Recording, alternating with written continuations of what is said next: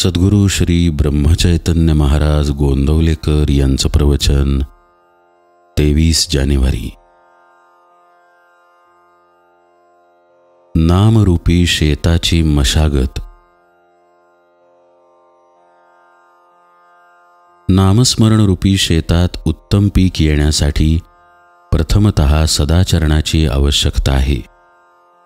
सदाचरण हे शेताचे रक्षण करण्याकरता लागणाऱ्या कुंपणासारखे आहे, म्हणून त्याचे महत्त्व आहे। दुसरी गोष्ट शुद्ध अंतःकरण।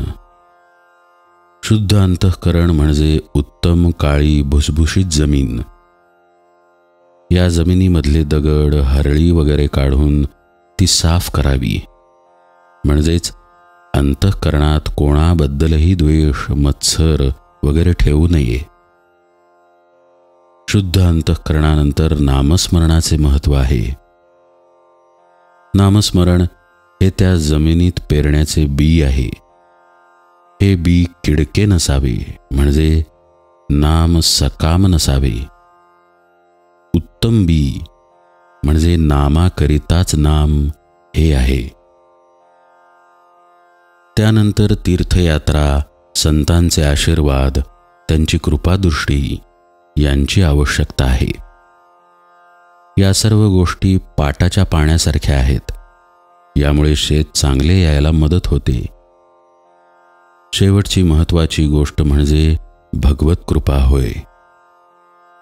भगवत कृपा ही पावसाच्या पाण्यासारखी आहे।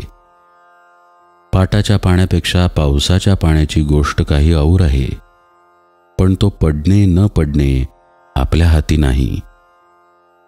शेताला लावण्याकरता पाटाचे पाणी एखादी विहीर, तलाव किंवा नदी यामधून नेता येणे शक्य असते, परंतु पावसाच्या बाबतीत कोणाला काहीच करता येत नाही। त्यामुळे एखाद्याने शेताची उत्तम निगा राखली, उत्तम बी पेरले, तरी पावसाच्या अभावी पीक न येण्याचा संभव असतो। नामस्मरणरूपी शेताचे एक वैशिष्ट्य आहे, ते हे की त्याच्या अंगी लोहचुंबकासारखी आकर्षक शक्ती आहे। म्हणून हे शेत भगवत कृपारूपी पाऊस खेचून घेऊन स्वतःवर पाडते। त्यामुळे पावसाच्या अभावी शेत वाया गेले असे कधीच होत नाही। आपण असे पाहू की 2 शेतकरी आहेत। एक कर्तव्य कर्म म्हणून वेळ झाली की आपल्या शेताची मशागत करणारा आहे, तर दुसरा आळशी म्हणजे मशागत न करणारा आहे। आता जेव्हा पाऊस पडेल तेव्हा ज्याने मशागत केली त्याचे शेत उत्तम वाढेल, पण दुसऱ्याचे वाढणार नाही।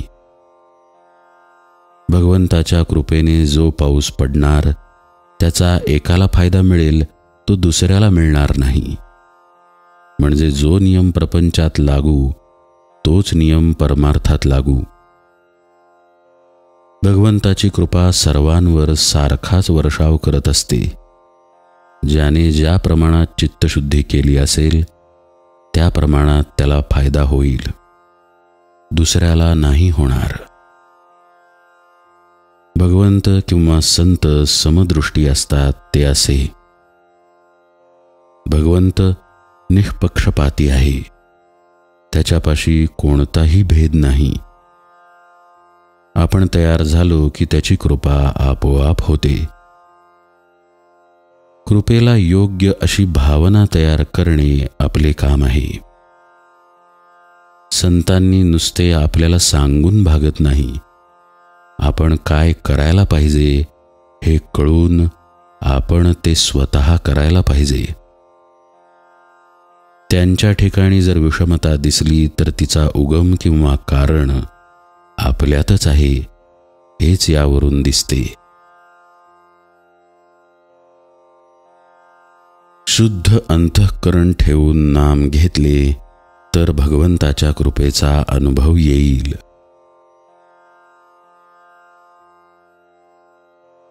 जानकी जीवन स्मरण जय जय राम।